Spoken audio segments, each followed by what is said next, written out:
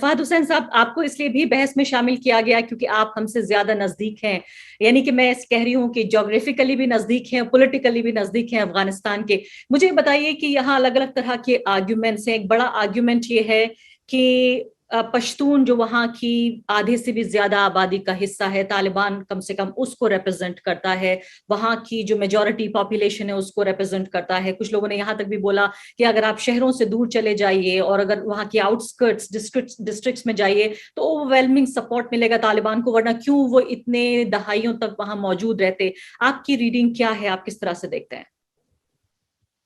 شکریہ عرفہ کہ آپ نے مجھے آج موقع دیا کہ آپ سے بات کی جائے۔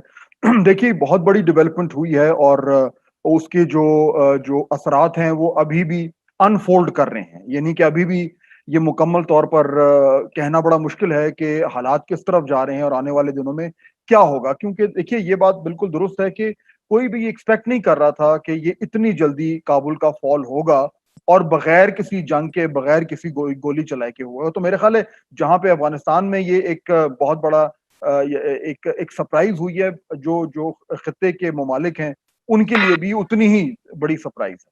اب جو فیکٹ ہے وہ یہ ہے کہ طالبان ملیٹریلی پریویل کر چکے ہیں، لیکن باقاعدہ طور پر انہوں نے اقتدار کو سنبھالا نہیں۔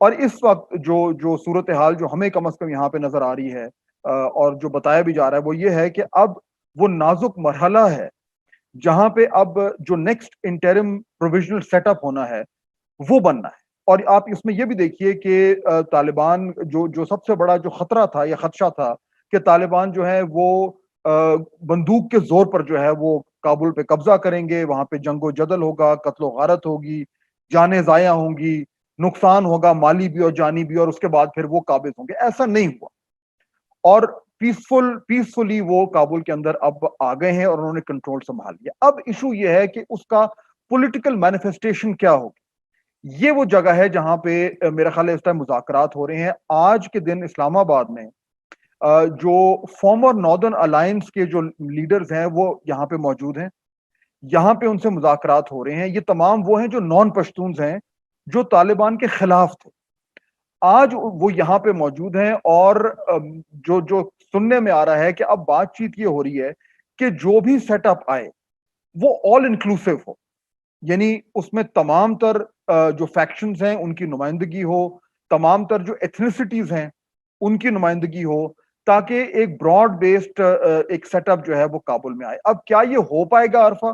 یہ بڑا سوال ہے، وی ڈونٹ نو، بٹ اس وقت صورتحال کچھ ایسی ہے۔ تو ایک نازک مرحلہ ہے، لیکن اچھی خبر یہ ہے کہ وہاں پہ وائلنس ابھی تک جو ہے وہ نہیں ہو رہا، پرامن طریقے سے معاملات چل رہے ہیں۔ اور ظاہر بات ہے ہم سب کی یہی دعا ہوگی کہ وائلنس نہ ہو، قتل و غارت نہ ہو، اور جو بھی فیصلہ ہو وہ مذاکرات کے ذریعے۔ جی ہاں، اور فارمر پریزیڈنٹ غنی صاحب نے بھی یہی کہا کہ وہ اس لیے ملک چھوڑ کے چلے گئے کیونکہ وہ نہیں چاہتے تھے کہ وائلنس ہو۔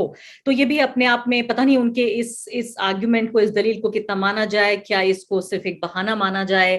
کیونکہ یہ بھی دیکھیے، آپ کی دلچسپ بات یہ ہے کہ ہندوستان میں جو بھارت میں یہاں ایمبیسی ہے افغانستان کی، وہاں سے اس ہینڈل سے ٹویٹ کیا گیا جس میں باقاعدہ گالی گلوج کی زبان میں یہ کہا گیا کہ وہ بھاگ گئے، اور ان کو اس کا وہ اسی طرح سے مشہور تھے، وہ ٹریٹر ہیں، ان کو غدار کہا گیا۔ تو کتنے بڑے غدار ہیں اشرف غنی، یہ بھی بات دیکھنے والی ہے۔ لیکن آپ ہی سے میں دوسرا سوال ہی پوچھنا چاہتی ہوں۔ آپ ہی کہہ رہے ہیں کہ وہ لوگ جو کہ ظاہر ہے خلاف رہے طالبان کے، وہ بھی اب ان سے بات کرنے کو تیار ہیں۔ تو ایک بڑا سوال یہاں یہ پیدا ہو رہا ہے کہ انٹرنیشنل کمیونٹی میں کتنی ایکسیپٹیبلٹی ہوگی۔ اس سے پہلے یہ دیکھنا ضروری ہے کہ افغانستان کے اندر افغان لوگوں کے بیچ طالبان کی کتنی ایکسیپٹیبلٹی ہے، کیونکہ اب ہمیں یہ مان کے چلنا ہے کہ طالبان ابھی حقیقت ہیں، یہ امریکہ نے مان لیا ہے، انٹرنیشنل کمیونٹی بھی جس طرح سے خاموش ہے، ظاہر ہے یہ خود طالبان یہ کہہ رہے ہیں کہ کوئی بھی ویسٹرن جو پاورز ہیں وہ اب اس طرح کی حماقت نہیں کریں گے، وہ اس طرح کی بے وقوفی نہیں کریں گے دوبارہ۔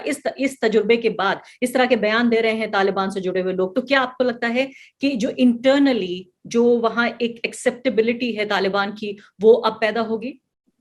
دیکھیے عرفہ، میرا خیال ہے یہ بہت ہی اچھا سوال ہے اور یہی وہ امپورٹنٹ چیز ہے جس پہ اب بحث ہو رہی ہے۔ لیکن اس وقت جو ہمارے سامنے صورتحال ہے اس میں دو تین ہم لیسنز جو ہیں وہ اخذ کر سکتے ہیں۔ پہلی بات تو یہ ہے کہ ملیٹریلی طالبان نے پریویل کیا ہے اور بغیر جنگ کیے ہوئے کیا ہے۔ کم از کم شروع میں کچھ لڑائی ہوئی ہے، لیکن کابل کے فال میں تو کوئی جنگ نہیں ہوئی, وہاں پہ مذاکرات کے ذریعے اشرف غنی صاحب جو ہے وہ باہر چلے گئے اور طالبان نے کچھ حد تک اب وہاں پہ انٹر ہو گئے, پہلی بات. دوسرا دیکھیے کہ اب اصل ایشو یہ ہے کہ جی طالبان کا اپنا بیہیویئر کیسا ہوگا. یعنی اگر وہاں پہ ہیومن رائٹس وائلیشن شروع ہو جاتی ہیں اور اٹراسٹیز شروع ہو جاتی ہیں اور خواتین کے خلاف جو ہے وہ اس طرح کی پالیسیز ہمیں نظر آنا شروع ہو جاتی ہیں جو 90 کے دہائی میں ہم نے دیکھی تھی, اور ہر طریقے سے جو ہے وہ معاملات جو ہے وہ طالبان جو ہے ان کو غلط طرف لے کے جاتے ہیں, تو میرا خیال ہے مجھے کوئی شک نہیں ہے کہ ان کی ایکسیپٹیبلٹی میں, ان کی لیجٹمیسی میں پرابلم ہوگا, بہت پرابلم ہوگا. اور اگر ان کا بیہیویئر جو ہے وہ کچھ چینجڈ ہوا, اور اگر وہ آل انکلوسیو ہوا, اور اگر جو دیگر ایتھنیسٹیز ہیں وہ اس پاور سیٹ اپ میں انہوں نے ان کو ایکسیپٹ کیا اور پرامن طریقے سے یہ ایک ٹرانزیشن آف پاور ہوا, تو میرا خیال ہے پھر ان کی جو لیجٹمیسی اور کریڈیبلٹی ہے وہ بہت حد تک شاید انٹرنیشنل کمیونٹی کو ایکسیپٹ کرنا آسان ہو جائے. یہ بات عارفہ آپ نے بالکل درست کہی کہ فیٹ اکمپلی تو یہ ہے کہ اب وہ اقتدار میں, یعنی اقتدار میں فارملی تو نہیں آئے لیکن انہوں نے پریویل کر لیا ہے اور وہ ریالٹی ہے, آپ ان کو ریجیکٹ نہیں کر سکتے. لیکن اس سے آگے کس طرح معاملات چلیں گے میرے خیال میں طالبان کے اپنے رویے پر, اپنے بیہیویئر پر اور اپنی اپروچ پر بہت حد تک ڈیپینڈ کرے گا. لوگ کہتے ہیں کہ وہ کچھ چینجڈ ہیں, وہ اس طرح کے طالبان نہیں ہیں جو 90 کی دہائی میں تھے. میرے خیال میں اگلے چند دنوں میں ہمیں یہ نظر آنا شروع ہو جائے گا, اور اگر وہ واقعی میں چینجڈ ہیں تو ان کی ایکسیپٹیبلٹی میرے خیال میں انٹرنیشنل کمیونٹی کے لیے زیادہ ہو جائے. فہد حسین صاحب یہ بتائیے کہ پاکستان کے رول کو کس طرح سے دیکھا جائے. ہم یہ جانتے ہیں کہ پاکستان کے مدرسوں میں ٹریننگ ہوئی, یہ آفیشیل ہمارے پاس, یعنی کہ ہمارے نہیں پوری, یہ تو ایک طرح سے ایک پبلک نالج ہے. ایسے میں آپ یہ کہہ رہے ہیں کہ جو لوگ مخالف ہیں ناردرن الائنس والے, وہاں بھی اسلام آباد اور باقی دوسرے شہروں میں بیٹھکیں ہو رہی ہیں. اب جو نئی گورنمنٹ یہ جو بنی ہے, یعنی یہ بنے گی, اب اس میں پاکستان کے رول کو آپ کس طرح سے دیکھ رہے ہیں؟ کیا یہ مانا جائے کہ آپ کی حکومت کی جو ایک ایمبیشن تھی کہ ہم اسلام آباد سے لے کے کابل تک حکومت چلائیں گے, کیا وہ وقت آ گیا ہے؟ دیکھیے شکریہ. نہیں, میرے خیال میں جی حالات بہت ڈفرینٹ ہیں اب, اور آپ دیکھیے کہ جو پچھلے 1-1.5 سال سے جو سفارتکاری ہوئی ہے اور جو ڈپلومسی ہوئی ہے, جس کی کوشش یہ تھی کہ ایک نیگوشیٹڈ سیٹلمنٹ ہو, اس میں پاکستان کا ایک بڑا ہی مرکزی رول رہا ہے. اور دوحہ میں جو کچھ ہوا ہے اس میں آپ دیکھیے کہ یہ کہا تھا, یعنی پاکستان پہ یہ دباؤ تھا کہ آپ طالبان کو نیگوشیٹنگ ٹیبل پہ لے کے آئیں کیونکہ آپ کے پاس ان کے اوپر لیوریج ہے. اور اس میں یہاں پہ پاکستان کی گورنمنٹ کا یہ موقف تھا کہ جی ہمارے پاس ٹھیک ہے کچھ حد تک تو لیوریج ہے لیکن اتنی نہیں ہے جتنا کہ آپ سمجھتے ہیں. وہ 90 کی دہائی میں صورتحال کچھ اور تھی. بہرحال اس لیوریج کے ذریعے اتنا تو ہوا کہ دوحہ تک طالبان کو لایا گیا اور وہاں پہ پھر ایک نیگوسیشن کا سلسلہ جو ہے وہ جاری رہا. اب اس میں ظاہر بات ہے کہ امریکہ نے طالبان کے ساتھ جو ہے وہ اگریمنٹ کیا, تو اگر طالبان کو کسی نے لیجیٹمائز کیا ہے تو وہ امریکہ نے کیا ہے, کیونکہ ایک سپر پاور نے ان کے ساتھ ایک باقاعدہ ایک اگریمنٹ کیا, اور وہ اگریمنٹ ایسا تھا جو طالبان اور امریکہ کے درمیان ڈائریکٹ تھا, اس میں دیگر ممالک شامل نہیں تھے. دوسری طرف جو اشرف غنی گورنمنٹ تھی اس وقت پاکستان کی, وہاں پہ ہماری کافی زیادہ ان سے مذاکرات رہے اور بڑی کوشش ہوئی کہ ان کو کسی طریقے سے جو ہے وہ مذاکرات طالبان سے ان کے کرائے جائیں, لیکن وہ 1-1.5 سال تک جو ہمیں معلوم ہوا ہے کہ وہاں سے کوئی مثبت رسپانس نہیں آیا. اب اس وقت صورتحال ایسی ہے کہ پاکستان پہ یہ ضرور دباؤ تھا کہ جی آپ طالبان سے کہیں کہ وہ ملٹری سولوشن نہ کریں. ہوا کچھ ایسا ہے کہ وہ ملٹری سولوشن اس طریقے سے نہیں ہوا ہے.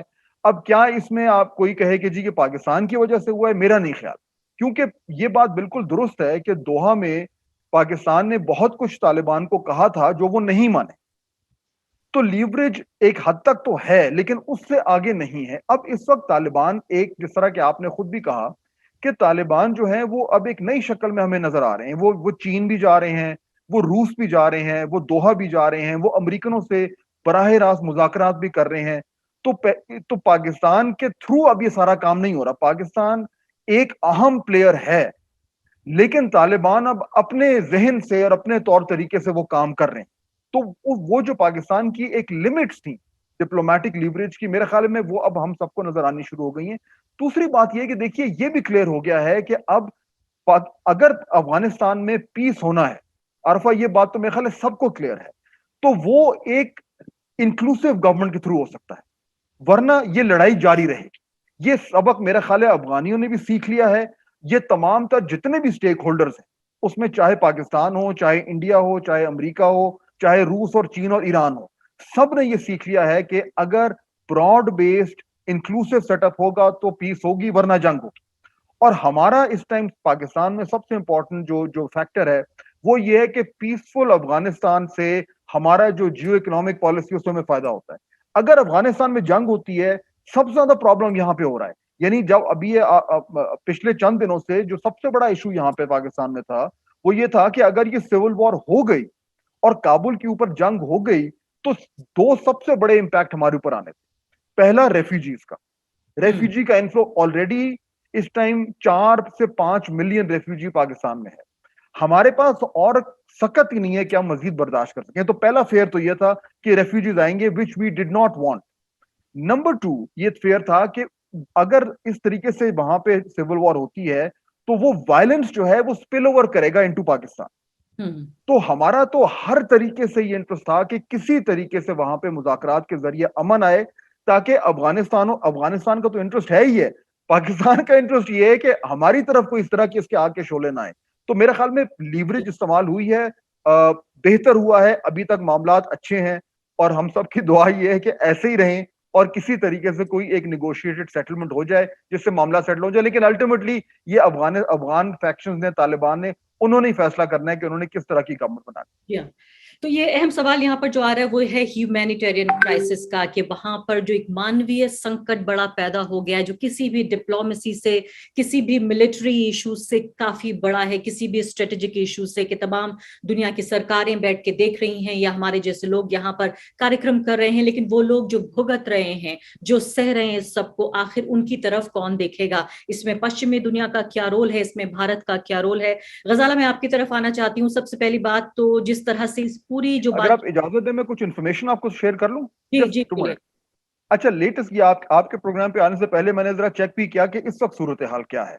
तो एक तो पहली बात ये है कि अभी तक रेफ्यूजीज नहीं आए।